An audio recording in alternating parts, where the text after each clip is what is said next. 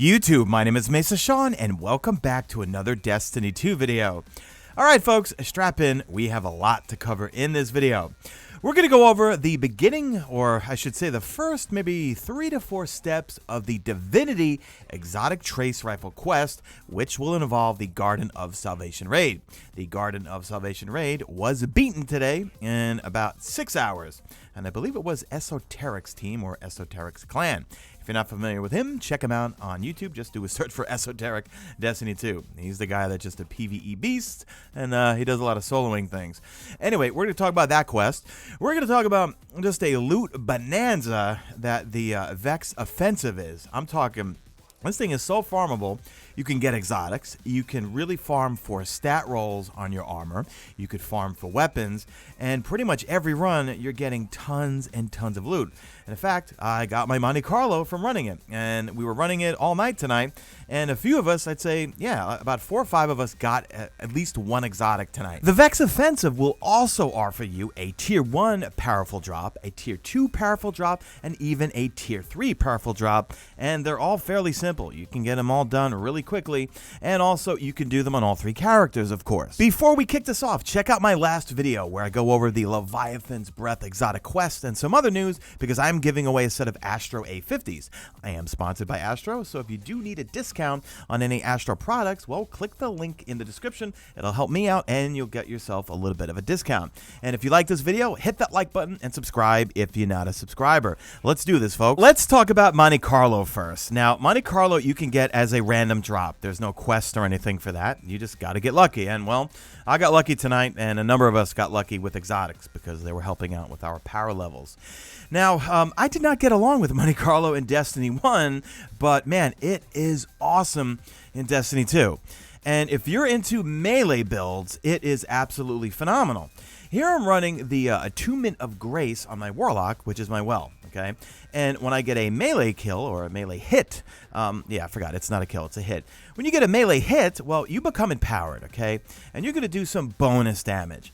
And it all ties in with how Monte Carlo functions, because Monte Carlo is about 2 things. Shooting things and killing things, of course, but also your melee. And with this particular build that I'm using with the Monte Carlo, well, my goal is to get my melee back as quickly as possible and to keep getting melee hits so that I am constantly empowered and doing more damage. Because not only does Monte Carlo buff your getting your melee back quickly, it also buffs your damage, and it does stack, and even gives you more ammunition. So the main perk is Monte Carlo Method. Dealing damage with this weapon reduces your melee cooldown and grants a chance to fully charge your melee ability with each kill. Moving along, you do have high caliber rounds, which does help with staggering targets.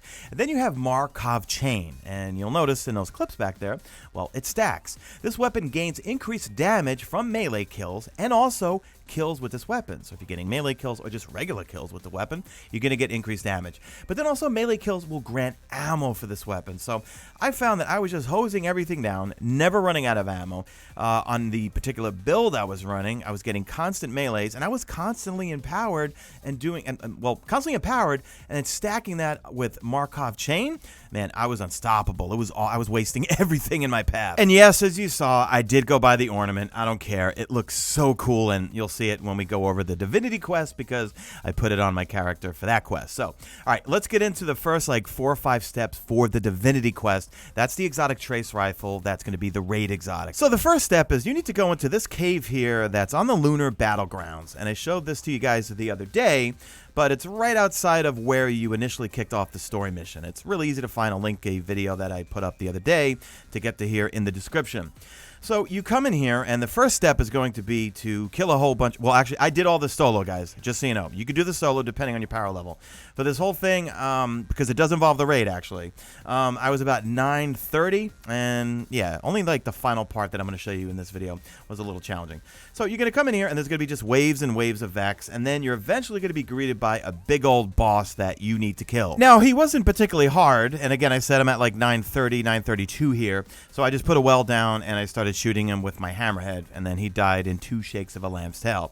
Now, when he dies, on the ground, you're going to see what looks to be like an exotic engram. However, it's not an exotic engram. It's going to be the next step in this particular quest. This step is called Divine Fragmentation, where you need to go to 3 different lost sectors over on Nessus. The first one I would go to is over at the Quarry. This is my favorite Vex lost sector whenever I need to get Vex kills or farm for anything for Banshee. And this is actually where I used to farm for Eververse bounties, but they're gone. So you want to go to the ledge that I'm going right here. And of course, I missed the jump because I'm a dumb warlock. But you're going to go in this passage up here. And I never knew this was here, or maybe it was closed off and then they opened it up.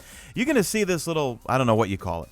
You're going to analyze it. As soon as you analyze it, it turns red. And then a couple of Vex will spawn in. You just kill those Vex. Then you want to analyze that thing again. And then you're good to go. You've got this one done. And there's going to be 2 more. And they are located on Nessus. So here I am. I'm going to go back, do the analysis. This one's good to go now. The next one I went to is over at the Tangle. Now, you can fly into Artifact's Edge just like you did for the Quarry. No, it's not the Quarry. It's the Ori. Sorry, totally messed that up. All right, so you're going to fly into that Artifact's Edge and make your way over to the Tangle. Now, you're going to go into this lost sector and just run past all the enemies just like I did in the other one. And then you're going to find a cave off to your left. Once you go into that cave, you're going to do the same thing you did over at the other lost sector. You're going to scan it. Some Vex are going to spawn in, kill them, and then reanalyze it, and you're good to go with this one. For the final one, you want to fly into the Cistern and go to the Conflux lost sector. Once you make your way in there, as soon as you go into the main room, you're going to break right, and there's another little room that I never knew was up there, but yeah, just follow the path that I'm going right now, and the same thing's going to happen. You're going to go up there, you're going to analyze something, some Vex will spawn in, kill those Vex, reanalyze it, and then you're good to go. From here, you're going to go into the Vex Offensive, okay? And you can knock this out really quickly. You need to get 120 decryption cores repaired. You go into the Vex Offensive, and every Vex that you kill, and I think even when your teammates kill Vex, you get credit for them too, because there were times where I think I just tapped an enemy, someone else killed them, and then I got credit for it. So come into here and just kill a whole bunch of Vex, and then once you kill 120, well, you'll have this step completed. This took me, I don't know, about 8 or 9 minutes or something like that. It was really, really quick. Next up, head on over to the lectern next to Eris Morn over on the moon, and you will need some phantasmal fragments, 30 to be precise. And you will trade those in to buy this thing here, the Empowered Decryption Core, and that will cost you 30. I was actually short a couple, so I had to go run a few things to get 1 or 2. But you use 30 fragments, you buy it, and now you've got to go back into the raid. Now, when you go back into the raid, I obviously would go with the fire team if you're low in power, and I was cruising for a bruising, so I went in solo because I wanted to make this video for you guys. Because we don't know the step after this step. This is going to be the final step that everyone knows about at the time of this recording. So you're going to kill all these ads, and then you're going to enter into the raid itself. And as soon as you teleport into the raid, you're going to turn right around and then drop down. And it's going to be a little room that you're going to jump into. Just make sure you don't fall and kill yourself. And right there, you're going to deposit whatever that is that you made. And then that's the final, well, that's the step that we know of right now. I'm assuming, well, later on in other parts of the raid will be the next step for this exotic. Remember, this is a raid exotic quest. Now, I've not beaten the raid myself. We only did like the first encounter. We'll tackle it later this week when we're all a bit higher power.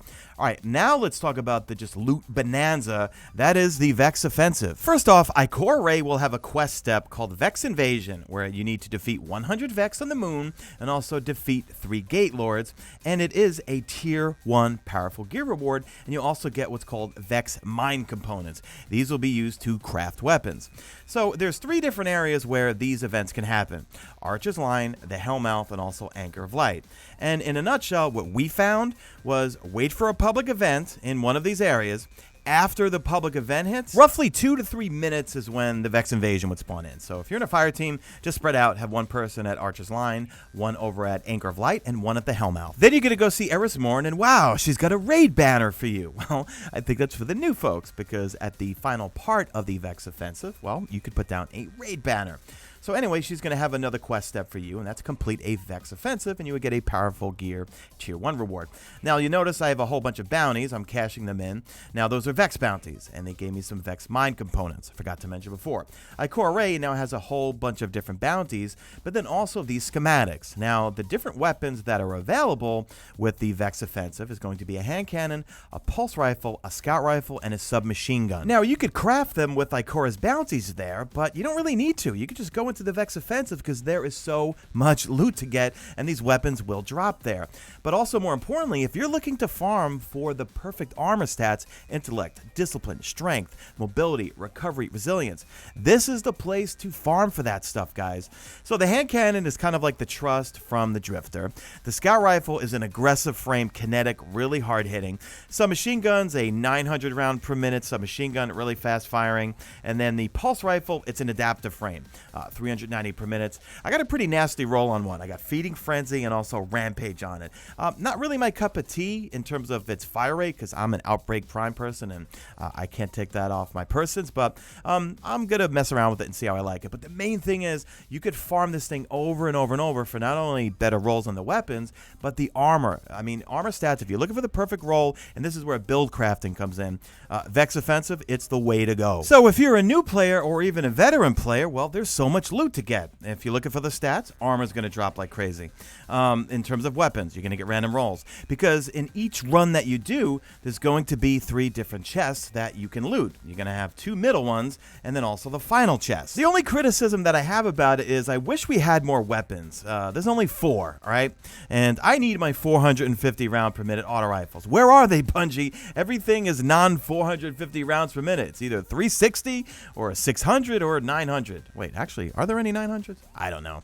I just wish it had a few more weapons. But in terms of armor, this is where I'm going to farm for all my best stat rolls when I get to the end game, because loot is so easy to get here. So playing the Vex Offensive over and over, you get your tier 1 reward for completing the initial quest line, right? Then you're picking up, you see on the side of the screen there, these Vex chassis components that drop randomly. That's going to be towards your tier 3 powerful reward that Ikora Ray is tracking. If you hover over Ikora Ray, yeah, she's going to be tracking those for you. And also just based on completions, I believe, I hope I'm right. If I'm wrong, I will put it in the description.